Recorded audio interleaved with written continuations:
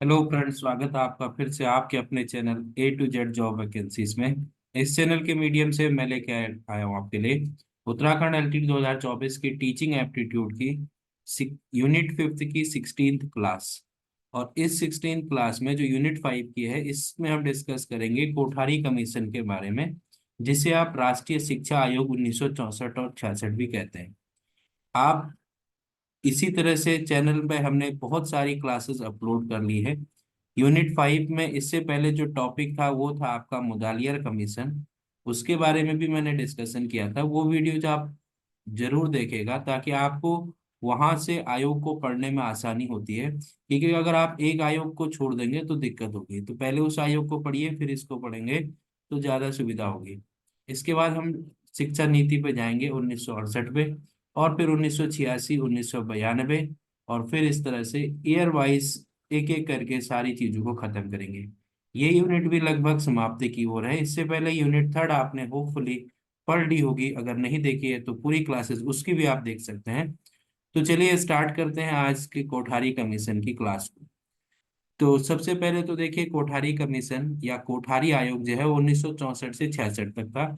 1964 में भारत के केंद्रीय सरकार ने डॉक्टर दौलत सिंह कोठारी, ये इंपॉर्टेंट नाम है दौलत सिंह कोठारी, तो इनकी अध्यक्षता में स्कूली शिक्षा प्रणाली को नया आकार और नई दिशा देने के उद्देश्य से एक आयोग का गठन किया। तो 1964 में क्या हुआ कि भारतीय शिक्षा को एक नया आकार देने के लिए और नए आयामों तक पहुंचाने के लिए जो है एक आयोग की गठन करने की बात हुई। और उस आयोग के अध्यक्ष जो थे वो डॉक्टर दौलत सिंह कोठारी को बनाने की बात हुई।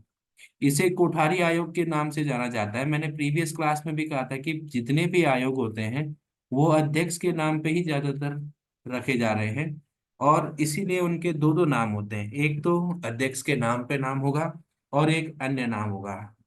जैसे इसका एक अन्य नाम है राष्ट्रीय शिक्षा आयोग।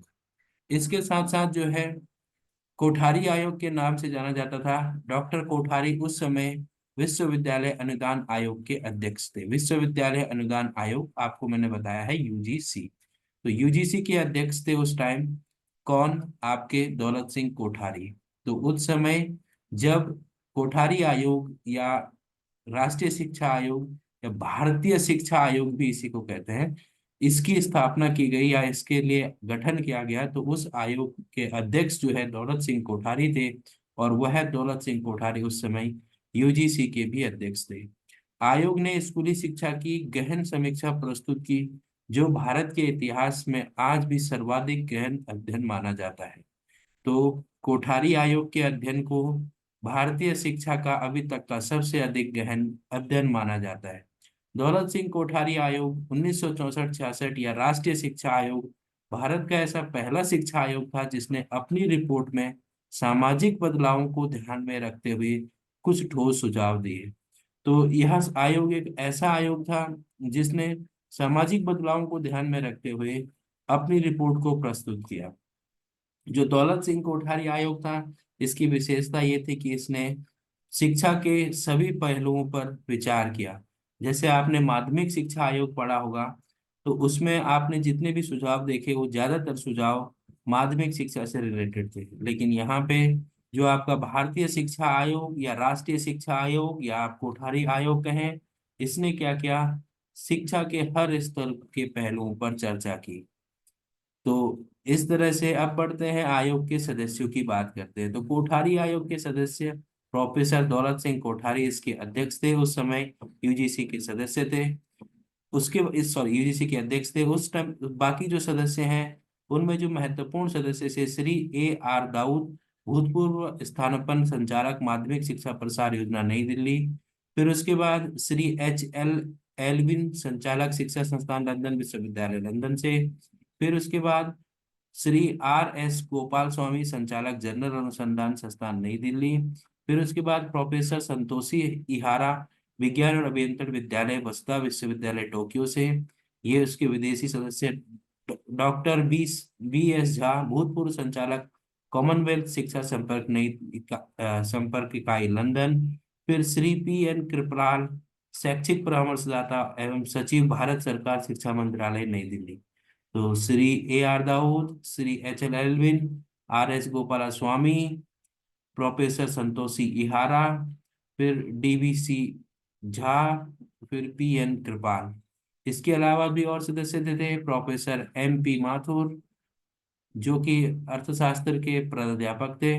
साथ में जो है डॉक्टर वी पी पाल, संचालक भारतीय कृषि अनुसंधान संस्थान नई दिल्ली के एस पांदेकर, अध्यक्ष शिक्षा विभाग कर्नाटक विश्वविद्यालय के, रोगे level director centre for population studies, Harvard school of public health, Harvard विश्वविद्यालय कैम्ब्रिज अमेरिका के। फिर डॉक्टर के जे सैदियन, ये इंपॉर्टेंट है, उप कुलपति जोधपुर विश्वविद्यालय कलकत्ता के। त्रिगुण सेन उप कुलपति थे जोधपुर विश्वविद्यालय कलकत्ता के। फिर एस ए समोस्की, प्राध्यापक प्राध्यापक भौतिक शास्त्र मॉस्को विश्वविद्यालय मॉस्को के। फिर एम जी थॉमस, शिक्षा महानिरीक्षक फ्रांस के। सचिव श्री जे पी नायक, अध्यक्ष शैक्षिक योजना प्रशासन एवं अर्थ विभाग, गोखले राजनीति और अर्थशास्त्र संस्थान पूना के। और संयुक्त सचिव श्री जे एफ मेंडुकल, उप संचालक विद्यालय एवं शिक्षा विभाग, यूनेस्को पेरिस के। तो इसके जो सचिव थे वो थे जे पी नायक, और इसके संयुक्त सचिव श्री जे एफ मेंडुल। तो ये जो इम्पोर्टेंट सदस्य थे वो आपके पास थे। उसके बाद बात करते देखिए इसके प्रतिवेदन की। तो क्या था, इस प्रकार 17 व्यक्तियों को इस कमीशन में लिया गया। तो कुल कितने व्यक्ति थे, 17 व्यक्ति। आपको मैंने एक एक करके सबके नाम गिना दिए हैं। 16 व्यक्ति थे और 17वां इसका अध्यक्ष, जो कि आपके पास दौलत सिंह कोठारी जी थे। तो ये 17 व्यक्तियों को कमीशन में लिया गया। इस कमीशन ने अक्टूबर 1964 में देश भर का दौरा किया और सभी राज्य और केंद्र शासित प्रदेशों में भ्रमण किया। भ्रमण के दौरान कमीशन ने 9,000 व्यक्तियों के इंटरव्यू लिए। इन व्यक्तियों में समाज के हर वर्ग के व्यक्ति थे। देखिए इसने क्या किया, 1964 में देश भर का दौरा किया और लगभग 9,000 व्यक्तियों से मिला। और 9,000 व्यक्तियों से इस कमीशन के लोग मिलने के बाद एक संचालन करने के लिए A22 या 22 कार्य टोलियां और अध्ययन दल नियुक्त किए।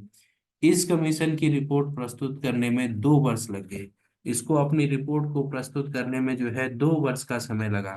तो आपको यहाँ से प्रश्न पूछ सकता है कि कितने सदस्य थे। तो 17 सदस्य थे, 16 सदस्य और एक अध्यक्ष। और इस कमीशन की नियुक्ति कब की गई, ये इम्पोर्टेंट प्रश्न बन सकता है।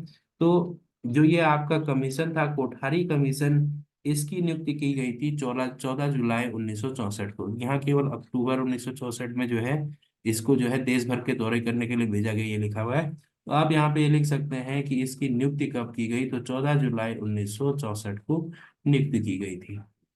और फिर जो है ये इसने 1964 से, अक्टूबर 1964 से देश भर का दौरा करना शुरू किया। अब बात करते हैं आगे कि इसका प्रतिवेदन में क्या था। तो आयोग के प्रतिवेदन की बात करें तो आयोग ने इसे बड़े कार्य को संपन्न करने के लिए 2 विधियों का अनुसरण किया। पहली निरीक्षण और दूसरी साक्षात्कार और प्रश्नावली विधि। पहला था निरीक्षण एवं साक्षात्कार एक साथ, और दूसरा प्रश्नावली विधि। तो निरीक्षण तथा साक्षात्कार विधि में क्या हुआ, देखिए निरीक्षण एवं साक्षात्कार विधि के लिए आयोग ने कार्यकारिणी दल, वर्किंग ग्रुप्स बनाए। इन दलों ने देश के विभिन्न प्रांतों का दौरा किया, उनके विद्यालय, महाविद्यालय, विश्वविद्यालय को देखा और छात्र, शिक्षकों और प्रशासकों के साक्षात्कार किया। उनके शिक्षाविदों से भेंट की और उसमें विचार विमर्श और रेखाबद्ध चर्चा की। देखिए क्या किया, वही काम जो आपका मुदालियर कमीशन ने किया था, कि जगह जगह जाके लोगों से आयोग ने जो है वर्तमान शिक्षा व्यवस्था के बारे में सारी चीजों का जायजा लिया और उसका लिखित रूप तैयार किया। एक तो ये मेथड था जिसे आप निरीक्षण और साक्षात्कार विधि कह रहे हैं। प्रश्नावली विधि में क्या किया कि आयोग ने शिक्षा के विभिन्न समस्याओं से संबंधित एक लंबी प्रश्नावली क्वेश्चनायर बनाया और उस क्वेश्चनायर को तैयार करके शिक्षा से जुड़े हुए लगभग 5,000 व्यक्तियों के पास भेजा। और इनमें से 2,400 यानी 2,400 ने इसे भरकर लौटाया। और इस तरह से इन दोनों विधियों से प्राप्त सुझावों पर विचार विमर्श के बाद 29 जून 1966, ये इंपॉर्टेंट डेट है, 29 जून 1966 को जो है कोठारी कमीशन ने अपना प्रतिवेदन किसको सौंपा, भारत सरकार को सौंपा। और अपना प्रतिवेदन किस नाम से सौंपा, उन्होंने सौंपा शिक्षा एवं राष्ट्रीय प्रगति। ये जो है उस प्रतिवेदन का नाम है जो कोठारी कमीशन ने भारत सरकार को सौंपा। तो उसका नाम क्या है? शिक्षा एवं राष्ट्रीय प्रगति। कब सौंपा? 19 जून 1964 को। कितने व्यक्तियों को क्वेश्चनायर भेजा गया था? लगभग 5,000। वापस कितने आए? 2,400। इस तरह से आंकड़े आपको याद रखने पड़ेंगे। अब देखते हैं कि जब आयोग सौंपा, आयोग ने जो है अपनी सारी रिपोर्ट सौंपी 29 जून 1966 को। तो उस समय भारत के जो तत्कालीन शिक्षा मंत्री थे वो थे MC छांगला जी। इनके समक्ष प्रस्तुत किया, और यह रिपोर्ट जो है लगभग 700 पृष्ठों की थी। तो कितने पृष्ठों की रिपोर्ट थी? 700 पृष्ठों की। और कितने भागों में विभाजित थी? तो 3 विभागों में विभाजित थी। तो इस तरह से ये जो रिपोर्ट है शिक्षा एवं राष्ट्रीय प्रगति के नाम से 700 पृष्ठ और 3 भागों में विभाजित है। तो यहाँ से आपको बहुत सारा डेटा मिल रहा है। एक पहली चीज तो ये है कि इसकी जो नियुक्ति हुई थी, जो आपका भारतीय शिक्षा आयोग है, राष्ट्रीय शिक्षा आयोग है, या कोठारी कमीशन है, इसकी नियुक्ति कब हुई थी? तो 14 जुलाई 1964 को। फिर इसने रिपोर्ट कब सौंपी? तो 29 जून 1966 को शिक्षा एवं राष्ट्रीय प्रगति के नाम से सौंपी। और इसमें कुल पृष्ठ कितने थे? तो 700 पृष्ठों की रिपोर्ट सौंपी। किसको सौंपी? तत्कालीन शिक्षा मंत्री MC छांगला को सौंपी। कितने भाग थे? तो 3 भाग थे। चलिए आइए डिस्कस करते हैं अब इनके सुझावों के बारे में। तो देखिए क्या था आयोग की नियुक्ति के कारण और प्रयोजन। फिर क्या हुआ? देखो, भारत सरकार ने 14 जुलाई 1964 को प्रस्ताव में नियुक्ति के कारण एवं प्रयोजनों को निम्नलिखित शब्दों में प्रकाशित किया। जो भी इससे जो सार था उसको जो है भारत सरकार ने या भारतीय शिक्षा मंत्री ने सारी बातों को जो है पब्लिश करने की कोशिश की, प्रकाशित करने की कोशिश की। और इसमें क्या था? पहला पॉइंट देखिए, शिक्षा विज्ञान और तकनीकी में अनुसंधान। शिक्षा के द्वारा ही चतुर्मुखी विकास होता है। वह तभी संभव है जब विज्ञान और प्रौद्योगिकी के सभी साधनों का प्रयोग करते हुए शोध कार्य किया जाए। शिक्षा और विज्ञान पर अधिक से अधिक धन अनुसंधान पर लगाया जाएगा। तो सबसे पहले सरकार ने यही कहा कि शिक्षा और विज्ञान पर अधिक से अधिक जो है धन लगाया जाएगा अनुसंधान के क्षेत्र। तो तकनीकी शिक्षा की बात हो रही है। दूसरा क्या था? देखिए, राष्ट्रीय शिक्षा प्रणाली का विकास होगा। तो राष्ट्रीय शिक्षा प्रणाली का विकास करना भारत सरकार की प्रमुख आवश्यकता थी। शिक्षा के द्वारा ही लोकतंत्रीय समाज का निर्माण, राष्ट्रीय एकता संभव है। शिक्षा से ही संतुलित और संगठित राष्ट्रीय शिक्षा प्रणाली का विकास होगा। तो शिक्षा प्रणाली को विकसित किया जाए ताकि राष्ट्र का विकास हो। ये दो इम्पोर्टेंट चीजें थी। फिर तीसरा था, देखिए, धर्मनिरपेक्ष लोकतंत्र शिक्षा। परंपरागत शिक्षा व्यवस्था में बदलाव लाकर एक धर्मनिरपेक्ष प्रजातंत्र के लिए नए लक्ष्य निर्धारित करना होना चाहिए। जैसे निर्धनता का अंत किया जाए, कृषि का आधुनिकीकरण किया जाए, उद्योगों का विकास किया जाए, विज्ञान और प्रौद्योगिकी का प्रयोग किया जाए, समाजवादी समाज की रचना की जाए, शिक्षा, रोजगार और सांस्कृतिक प्रगति के लिए समान अवसर आदि दिए जाए। तो इस ये था आपका धर्मनिरपेक्ष लोकतंत्र की शिक्षा दी जाए। फिर है शिक्षा में गुणात्मक विकास किया जाए। स्वतंत्रता प्राप्ति के पश्चात शिक्षा में बहुत तेजी से विकास हुआ, परंतु विकास नहीं हुआ जितना की आवश्यकता थी। तो इसके लिए भी शिक्षा के स्तर का संख्यात्मक वृद्धि हुई है, तो लेकिन गुणात्मक वृद्धि कम हुई है। तो शिक्षा का गुणात्मक विकास, क्वालिटेटिव डेवलपमेंट करने की कोशिश की गई एजुकेशन की। फिर उसके बाद पांचवा बिंदु था कि शिक्षा स्तरों का विकास किया जाए। शैक्षिक विकास के लिए संपूर्ण क्षेत्र का विकास करना आवश्यक है, क्योंकि शिक्षा प्रणाली के विभिन्न अंग एक दूसरे से प्रबल प्रतिक्रिया करते हैं। तो उसने क्या क्या देखिए, जो मैं बात कह रहा था कि जो माध्यमिक शिक्षा आयोग था उसने अपनी सारी बातें सही रखी, लेकिन अधिकतर बातें उसकी जो है माध्यमिक शिक्षा से रिलेटेड थी। तो इस आयोग ने ये कहा कि सारी बात शिक्षा स्तरों की शिक्षा को जो है वो डेवलप किया जाए, विकसित किया जाए। तो शिक्षा स्तरों का विकास किया जाए, प्राथमिक स्तर का भी, माध्यमिक स्तर का भी, और उच्चतम स्तर का भी। तो आयोग ने जो है ये जो 5 बिंदु थे, ये 5 बिंदुओं को आयोग ने क्या किया? पब्लिश किया। आयोग ने नहीं, सरकार ने पब्लिश किया। कहाँ से? आयोग की नियुक्ति के कारण और प्रयोजन संबंध है। तो आयोग की नियुक्ति और प्रयोजनों के संबंध में जो है, जो भारत सरकार थी उसने 5 बिंदुओं को जो है प्रकाशित किया। जब उसने पूरी 700 पेजों की जो डिटेल थी उसको पढ़ा, तो इन 5 बिंदुओं पर फोकस करने की बात कही। अब बात करते हैं कि शिक्षा जो सुझाव थे, क्या क्या सुझाव दिए किसने? भारतीय शिक्षा आयोग या आपके पास कोठारी कमीशन ने। तो सबसे पहले बात करेंगे कि शिक्षा के प्रशासन संबंधी क्या सुझाव दिए। तो शिक्षा के प्रशासन संबंधी सुझाव में सबसे पहला कहा कि जो एनसीईआरटी है, राष्ट्रीय शिक्षा अनुसंधान एवं प्रशिक्षण परिषद, को अखिल भारतीय स्तर पर विद्यालयी शिक्षा का भार सौंपा जाए। विद्यालयी शिक्षा का भार जो है वह किसको सौंप दिया जाए, एनसीईआरटी को। दूसरा कहा कि केंद्रीय शिक्षा सलाहकार बोर्ड कैब और अधिक अधिकार दे जाए। तो कैब को जो है वो और अधिक अधिकार दिए जाए, यानी कैब के अधिकार क्षेत्र को बढ़ाया जाए, उनके राइट्स को बढ़ाया जाए। तीसरा, शिक्षा को राष्ट्रीय महत्व का विषय माना जाए और राष्ट्रीय नीति घोषित की जाए। इसके लिए यदि आवश्यक हो तो केंद्र सरकार नेशनल एजुकेशन एक्ट बनाए और प्रांतीय सरकार स्टेट एजुकेशन एक्ट बनाए। देखिए, ये जो कोठारी कमीशन था, इसकी जो मांगे थी, ऐसा नहीं होता था कि देखिए कि आज या आज भी यही चीज है कि जैसे एनईपी 2020 अभी आई है, तो ऐसा नहीं है कि ये एक ही दिन में इस एनईपी 2020 बन गई है, समय लगता है। तो यही चीज जो कोठारी कमीशन था, उसने भी कहा कि भारतीय शिक्षा के लिए नीतियां बनाई जाए, और इसी के इस आयोग की बातों को ध्यान में रखते हुए ही आपको पता होगा कि जो भारत की पहली शिक्षा नीति थी 1968 में पब्लिश की गई थी। तो यही बात कही यहाँ कि क्या बनाया जाए, राष्ट्रीय शिक्षा नीति घोषित की जाए। और जिस तरह से केंद्र सरकार नेशनल एजुकेशन एक्ट बनाएगा, उसी तरह से प्रांतीय सरकार स्टेट एजुकेशन एक्ट, या जो स्टेट गवर्नमेंट है वो स्टेट एजुकेशन एक्ट बनाएगी। फिर चौथा पॉइंट था, भारतीय शिक्षा सेवा में उन व्यक्तियों का चयन किया जाए जिन्हें शिक्षण का अनुभव हो। जो टीचर्स हैं उनको उन्हीं का चयन किया जाए, या जैसे जो टीचिंग कर रहे हैं उनका चयन जो है भारतीय शिक्षा सेवा में किया जाए। फिर था, केंद्रीय शिक्षा मंत्रालय में शिक्षा सलाहकार और शिक्षा सचिव के पदों पर सरकारी, गैर सरकारी और भारतीय शिक्षा सेवा और विश्वविद्यालय में से योग्यतम व्यक्तियों का चयन किया जाए।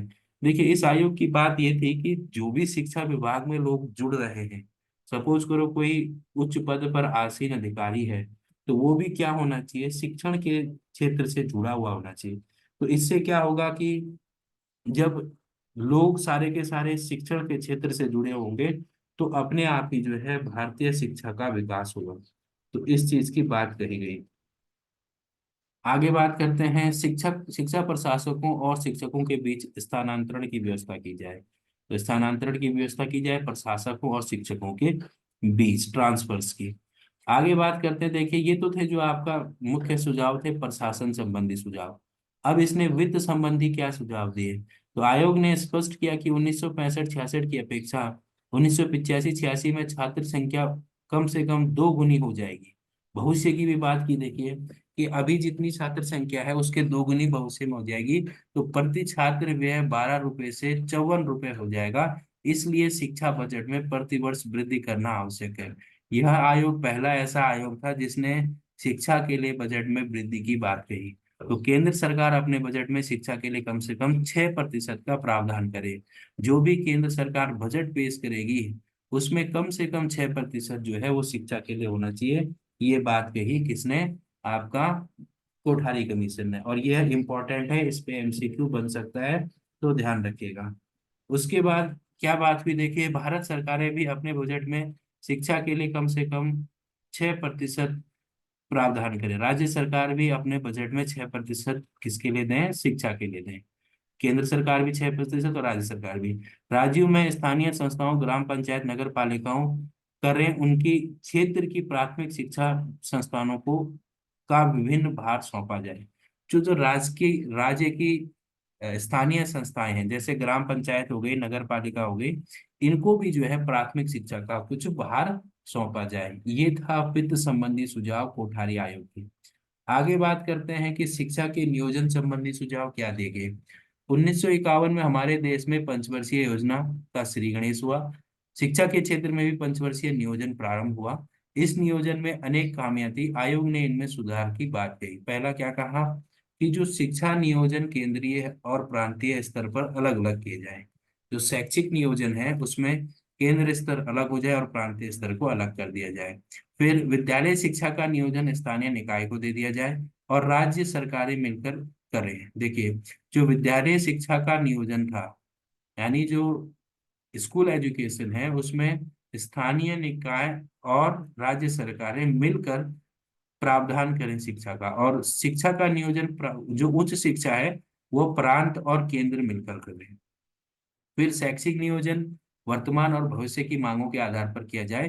राष्ट्रीय, प्रांतीय और उसके बाद स्थानीय आधार पर प्राथमिकताओं का वर्गीकरण किया जाए और इसका आधार पर कार्यक्रम नियोजित किया जाए। जो भी राष्ट्र शैक्षिक नियोजन होगा, जो भी एजुकेशन में इम्प्लीमेंट होंगी चीजें, वह जो है राष्ट्र और देश और स्थानीय मानकों के आधार पर या प्राथमिकताओं के आधार पर किया जाए, और इन प्राथमिकताओं का वर्गीकरण। उसके बाद बात की गई कि शैक्षिक नियोजन में अपव्यय और अवरोधन। अपव्यय का मतलब होता है खर्च, अवरोधन का मतलब कि उसमें रुकावट आना, को रोकने के लिए, अपव्यय मतलब अधिक खर्च के रोकने के लिए विशेष प्रावधान किया जाए। अपव्यय और अवरोधन को रोकने के लिए भी विशेष प्रावधान किया जाए। और साथ में शैक्षिक नियोजन में शिक्षा के प्रसार के साथ साथ उसमें गुणात्मक सुधार के लिए व्यवसायीकरण किया जाए। तो व्यवसायीकरण या व्यवसाय शिक्षा भी देने की बात कही गई। आगे बात करते हैं कि क्या हुआ। देखिए, शिक्षा द्वारा उपयुक्त उपरोक्त उद्देश्यों की प्राप्ति के लिए आयोग ने पंचमुखी कार्यक्रम का विचार प्रकट किया। जो भी ऊपर शिक्षा संबंधी बातें थी उनको इम्प्लीमेंट करने के लिए आयोग ने एक पंचमुखी कार्यक्रम की विचार रखा। और क्या थे पंचमुखी कार्यक्रम? देखिए, इसका पहला पॉइंट है कि शिक्षा और उत्पादन। आयोग ने शिक्षा और उत्पादन में वृद्धि करने के लिए निम्नलिखित सुझाव दिए कि विद्यालयों और विश्वविद्यालयों के पाठ्यक्रम में विज्ञान को महत्वपूर्ण स्थान दिया जाए। दूसरा, कार्य अनुभवों को समस्त शिक्षा का अविभाज्य अंग स्वीकार किया जाए। कृषि कार्य के विकास में उत्पादन बढ़ाने के लिए विज्ञान की सहायता ली जाए। और माध्यमिक शिक्षा को व्यावसायिक स्वरूप प्रदान किया जाए। तो क्या था? देखिए, जो पंचमुखी कार्यक्रम प्रस्तुत किया उसका पहला पॉइंट था कि शिक्षा तथा उत्पादन को बढ़ाया जाए। अब शिक्षा तथा उत्पादन को कैसे बढ़ाया जाए? उसमें विद्यालय और महाविद्यालयों के पाठ्यक्रम में विज्ञान को महत्वपूर्ण स्थान देके, फिर समस्त शिक्षा का अविभाज्य अंग स्वीकार किया जाए कार्य अनुभव को।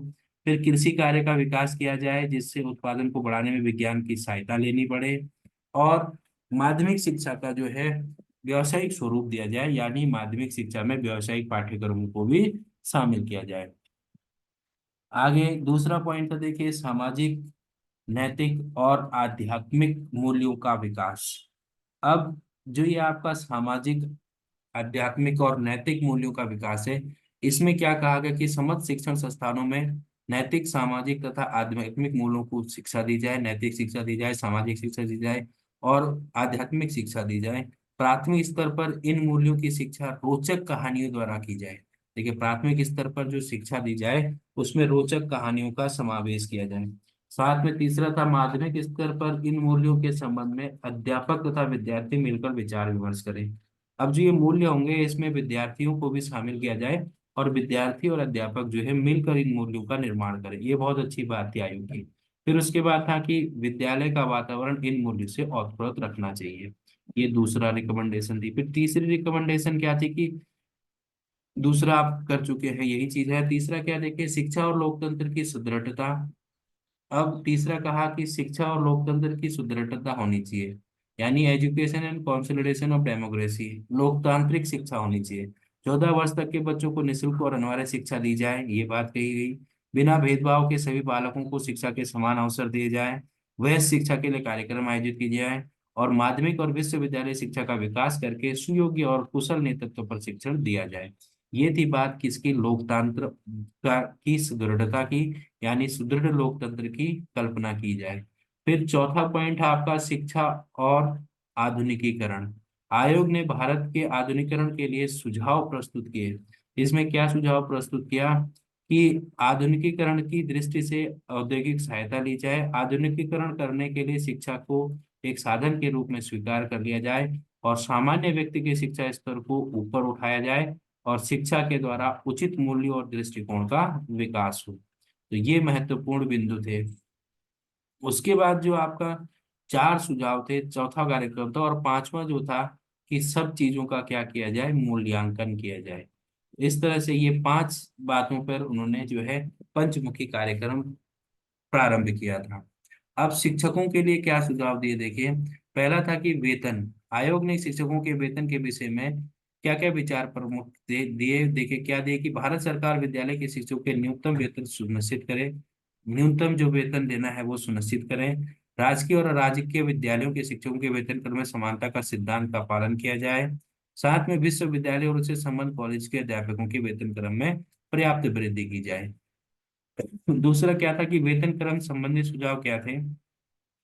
इसमें था कि वेतन क्रमों को क्रियान्वित करके साथ साथ शिक्षकों की योग्यता और नियुक्तियों की विधियों का सुधार लाया जाए। शिक्षकों को सरकारी कर्मचारी के समान महंगाई भत्ता दिया जाए और प्रत्येक 5 वर्ष के बाद जो दोहराया जाए। और शिक्षक के वेतन क्रम में विषय में सुझाव तत्काल क्रियान्वित हो। तो जो आपका कोठारी कमीशन था, उसने शिक्षकों के वेतन को नियमित और इनको जो है महंगाई भत्ता डीए देने की भी बात कही। अब बात करते हैं आगे नियुक्ति और पदोन्नति संबंधी सुझाव। जो शिक्षकों से संबंधित नियुक्ति और पदोन्नति संबंधी सुझाव थे, वो क्या थे देखिए कि किसी भी स्तर के शिक्षक की नियुक्ति की योग्यता न्यूनतम बढ़ाई जाए और चयन विधियों को सुधारा जाए। जो टीचर की सिलेक्शन प्रोसेस है उसको सुधारने की बात है और शिक्षक के पद पर योग्य व्यक्तियों को ही नियुक्त किए जाए। अति योग्य व्यक्तियों को अग्रिम वेतन वृद्धि और अतिरिक्त प्रतिभा के व्यक्तियों को उच्च वेतन मान भी दिया जा सकता है। इन्होंने कहा कि आप जो है, जो अच्छे लोग हैं या अच्छे टीचर हैं उनको आगे बढ़ाया जाए और उनको अधिक से अधिक धनराशि देने की बात कही। उसके बाद बात करते हैं आगे की क्या कहा। तो अन्य बातों में देखिए सभी स्तर पर महिला शिक्षकों की नियुक्ति को प्रोत्साहित किया जाए। महिला शिक्षकों की भी नियुक्ति की जाए। साथ में अपने पदों पर कार्य कुशलता का परिचय देने वाले को अग्रिम वेतन वृद्धि दी जाए। पदोन्नति का आधार वरीयता के स्थान पर योग्यता और कुशलता हो। देखिए इन्होंने कहा कि पदोन्नति जो होगी वह जो आपका प्रमोशन होगा, प्रमोशन का जो आधार होना चाहिए वो क्या होना चाहिए, योग्यता और कुशलता होनी चाहिए, ना कि वरीयता। आगे बात करते हैं प्रशिक्षण की बात। अब टीचर के लिए जो है क्या कहा कि प्रशिक्षण की व्यवस्था की जाए। प्राथमिक विद्यालय के उन अध्यापकों के लिए जिन्होंने सेकेंडरी स्कूल कोर्स पास किया है, प्रशिक्षण की अवधि 2 वर्ष रखी जाए। माध्यमिक विद्यालय में जिन्होंने स्नातक स्नातक किया है यानी ग्रेजुएशन किया है उनके लिए 1 वर्ष हो और कुछ समय बाद इसको 2 वर्ष कर दिया जाए। और शिक्षा में इस स्नातकोत्तर एमएड की पाठ्यक्रम की अवधि 1 वर्ष की हो। एमएड की भी बात की उन्होंने, मास्टर ऑफ एजुकेशन। फिर प्रशिक्षण संस्थानों की उन्नति, ट्रेनिंग सेंटर्स को जो है इम्प्रूव किया जाए। ट्रेनिंग कॉलेजों के अध्यापकों के पास शिक्षा की उपाधि डिग्री इन एजुकेशन होना चाहिए और 2 स्नातक उपाधियां 2 सब्जेक्ट में है उनके पास पोस्ट ग्रेजुएट होना चाहिए जो टीचर ट्रेनिंग करा रहे हैं, प्रशिक्षण दे रहे हैं। फिर ट्रेनिंग कॉलेज के अध्यापकों में डॉक्टर की उपाधियों वाले शिक्षकों की संख्या उचित अनुपात में हो। जो टीचर ट्रेनिंग है, ट्रेनिंग कॉलेजेस होंगे उनमें जो है जो पीएचडी धारक हो उनकी अनुपात निश्चित हो, ज्यादा हो। ये इसका अगला पॉइंट था। अब देखिए अन्य मुख्य बिंदु जिन पर कोठारी कमीशन ने बात कही, तो वो था निःशुल्क शिक्षा की व्यवस्था की जाए, शिक्षा के खर्चों में कमी की जाए, छात्रवृत्तियों की व्यवस्था की जाए और छात्रवृत्तियों की योजनाएं। इन पर भी जो है, इन बिंदुओं पर भी आयोग ने बात की। अब विद्यालय शिक्षा का विस्तार। देखिए इन्होंने विद्यालय शिक्षा का विस्तार यानी पूरे स्तर को चेंज करने की बात की। देखिए पहले क्या कहा कि पूर्व प्राथमिक शिक्षा का विस्तार। पूर्व प्राथमिक शिक्षा के विस्तार के लिए क्या सुझाव दिया कि प्रत्येक राज्य और राज्य शिक्षा संस्थान में पूर्व प्राथमिक शिक्षा के विस्तार हेतु राज्य स्तर पर केंद्र की स्थापना की जाए। फिर व्यक्तिगत प्रबंधकों को उदार आर्थिक सहायता देकर पूर्व प्राथमिक विद्यालयों की स्थापना और संचालन करने हेतु प्रेरित किया जाए। व्यक्तिगत प्रबंधकों को भी यानी प्राइवेट कॉलेजेस को भी जो है, प्राइवेट जो लोग हैं उनको भी जो है प्राइवेट शिक्षा खोलने के लिए प्रमोट किया जाए। पूर्व प्राथमिक शिक्षा में प्रशिक्षण कार्यबद्ध एक्सपेरिमेंटेशन को प्रोत्साहित किया जाए ताकि इससे शिक्षा के विस्तार के लिए कम खर्चीले उपायों की खोज की जा सके। और साथ में जो है देखिए जो इम्पोर्टेंट पॉइंट है कि पूर्व प्राथमिक शिशुओं के खेल केंद्रों को प्राथमिक विद्यालयों से संबद्ध किया जाए। जो सेंसरियल एजुकेशन है, खेल केंद्र, शिशुओं के लिए जो खेल केंद्र है यानी प्लेवे स्कूल्स हैं, उनको जो है प्राथमिक शिक्षा से संबद्ध किया जाए। ये थी बात किसकी, कोठारी आयोग की, किससे संबंधित, पूर्व प्राथमिक शिक्षा से संबंधित। अब बात करते हैं प्राथमिक शिक्षा का विस्तार।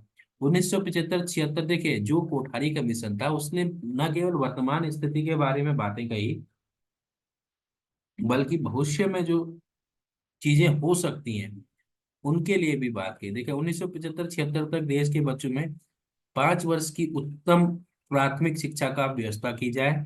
1985-86 तक देश के सभी बच्चों के लिए 7 वर्षीय उत्तम प्राथमिक शिक्षा की पूर्ण योजना की जाए। और अपव्यय और अवरोधन को अधिक से अधिक कम करने के लिए प्रयास किए जाने चाहिए। देखिए अपव्यय क्या होता है, अगर कोई बालक खर्च के कारण स्कूल नहीं जा पा रहा है या वह गया और वह फेल हो गया तो उसे अपव्यय कहते हैं। और अवरोधन का मतलब बच्चे का स्कूल ना जाना, स्टैग लग गया उस पे, वो स्कूल नहीं जा पाया, वो रुक गया है, तो उसे अवरोधन कहेंगे। जो बालक कक्षा 7 पास करने के समय 14 वर्ष के ना हो, वह अपनी सामान्य शिक्षा के क्रम को जारी रखने के इच्छुक ना हो, तो इनको इस आयु तक उनकी रुचि के अनुसार व्यवसायिक शिक्षा दी जाए। देखिए अगर कोई बालक पढ़ना नहीं चाहता है तो वह उनकी रुचि के अनुसार जो है, जो इसमें क्षेत्र में वह रुचि हो, उसमें उसको व्यावसायिक शिक्षा देने की बात कही। उसके बाद जो है आयोग ने माध्यमिक शिक्षा के विस्तार हेतु महत्वपूर्ण बिंदु क्या दिए। धनाभाव के कारण कुछ अंशों का माध्यमिक शिक्षा का सार्वभौमिक बनाया जाना संभव नहीं है, अतः माध्यमिक शिक्षा का विस्तार निम्न उपाय और सिद्धांतों के दृष्टिगत किया जाना चाहिए। माध्यमिक विद्यालयों में विद्यार्थियों की संख्या शिक्षित व्यक्तियों की आवश्यकता के अनुसार निश्चित की जाए। दूसरा, कि माध्यमिक शिक्षा का व्यवसायीकरण हो, इस प्रकार हो जाए कि माध्यमिक स्तर पर 20% छात्रों और उच्च माध्यमिक स्तर पर 50% छात्रों को व्यावसायिक शिक्षा देने की बात कही। जो माध्यमिक स्तर है इस पे 20% और जो उच्च स्तर है उस पे 25%, 50% लोगों को जो है या छात्रों को जो है क्या कौन सी शिक्षा दी जाए, व्यावसायिक शिक्षा दी जाए। फिर माध्यमिक शिक्षा के अवसरों की समानता स्थापित की जाए और माध्यमिक स्तर पर होने वाले अपव्यय और अवरोधन को रोकने के लिए उपाय किए जाए। तो ये था माध्यमिक शिक्षा से संबंधित सुझाव और ये था आपका कोठारी कमीशन। अब आप को ये कोठारी कमीशन क्लियर हो गया होगा होपफुली। इसी तरह से चैनल के साथ जुड़े रहिए। इसके बाद मैं आपके लेके आऊंगा राष्ट्रीय शिक्षा नीति 1968। अगर आपको क्लास पसंद आई तो लाइक शेयर और कमेंट जरूर कीजिए, और अगर आप चैनल पर नए हैं तो चैनल को सब्सक्राइब जरूर कीजिए। अपनी तैयारी करते रहिए। याद रखिएगा आपका एग्जाम 30 जून को होगा। All the best, good bye.